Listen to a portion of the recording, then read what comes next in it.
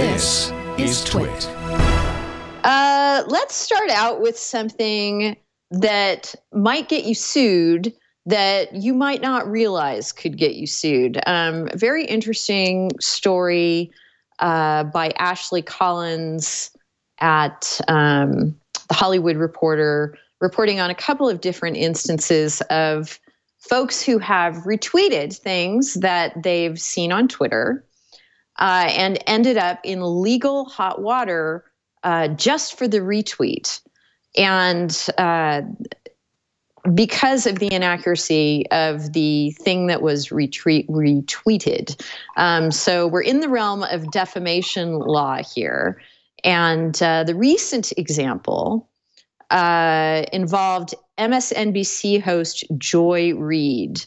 An activist, Alan Vargas, tweeted a photo of a woman in a MAGA hat who was seemingly yelling at a high school student during a city council meeting in Simi Valley, California. The woman was apparently in that crowd, and reportedly folks in the crowd were said to have called the student terrible things and made racial slurs against the student.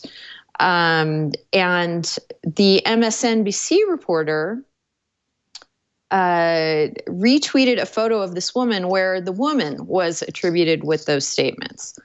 And she said, spread this far and wide, wanting to call out the horrific nature of the statements and make people aware of them. Well, it turns out that the woman didn't actually say what she was attributed to have said. So there was subsequent news coverage that corrected things. The reporter apologized, but the woman whose her full name is Rosalind La Liberté, has now sued the MSNBC host Joy Reid for defamation, for simply by retweeting this for what that would be under defamation law is a republication.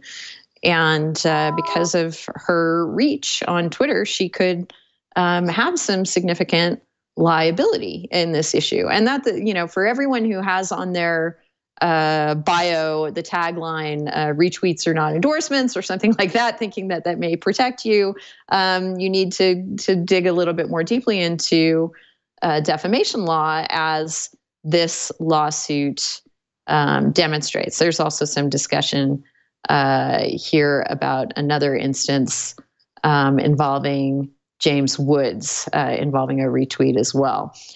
Stefan, what do you think about retweet defamation liability?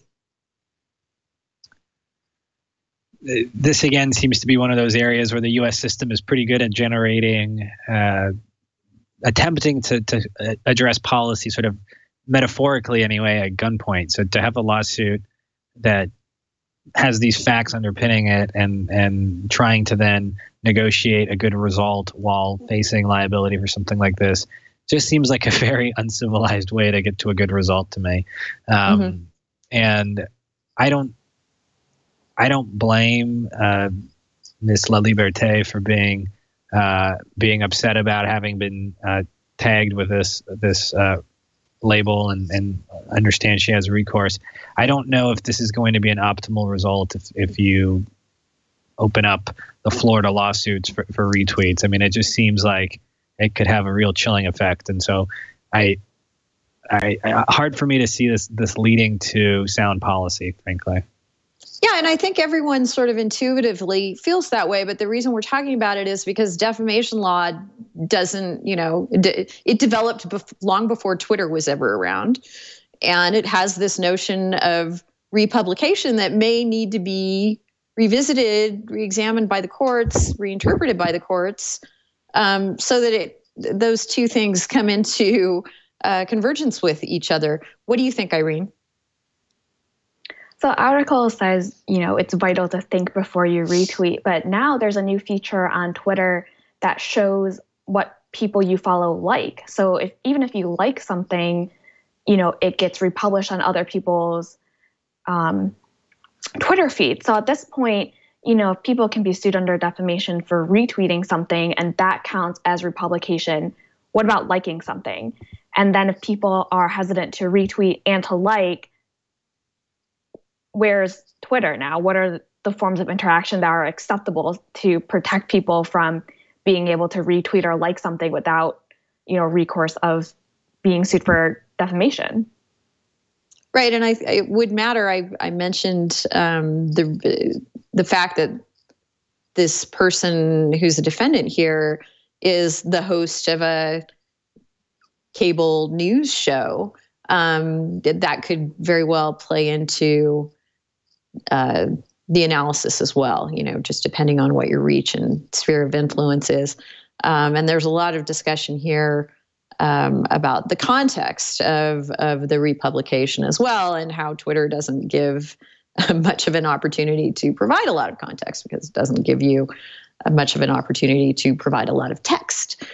So I just think it's a fascinating development, and your point about likes possibly being a trigger for liability as well is very well taken. And again, I think that just doesn't jibe with how people think things should work, but it may be the way the law works until courts come in and start interpreting these cases differently, taking into account that the social media use case is different from maybe how the case is developed in early days, when the only way that you could republish something is if you were a major publisher of some kind and had the means to put out a misstatement in a newspaper, say. Stefan, any final thoughts? I wish I could zoom ahead like 10 years and see where this will lead, because right now it feels like we're trying to plan a city 3 years after cars first started becoming popular, and we're trying to decide our city's going to be for pedestrians or for cars, and we haven't really made that fundamental design choice yet about how do we introduce this new and obviously very powerful technology into our lives. Obviously, with the car, we ended up with this like cities built with parking forward architecture and giant highways running through everything, and it seems that the car is one. I wonder who's going to win in 10 years, whether we're going to simply rearrange our lives around the demands of algorithms, or whether we're going to say that the algorithms need to be subservient to human demands. I think there's this funny, I don't think people are really thinking about it in those terms, but I think they should be, that this is essentially a technology that has the power to completely reorient how human beings interact with each other. And right now we're using it to sort of augment interactions that are happening in real life. 10 years from now, the technology might be powerful enough that it kind of just takes over. And the choices we make about the architecture and how that technology is going to fit in our lives is going to be a big driver of how societies come together and how communities are formed. And there's this sort of, we're kind of like in a Houston right now. There's no zoning. Everything is just kind of a big mess. And I wonder if it's going to stay Houston or if we're going to become something a little bit more organized. And I just kind of wish I could go ahead 10 years from now and see what it all looks like and make that prediction now, so that people then go back and cite me as having been really prescient. But I'm not able to do that, unfortunately.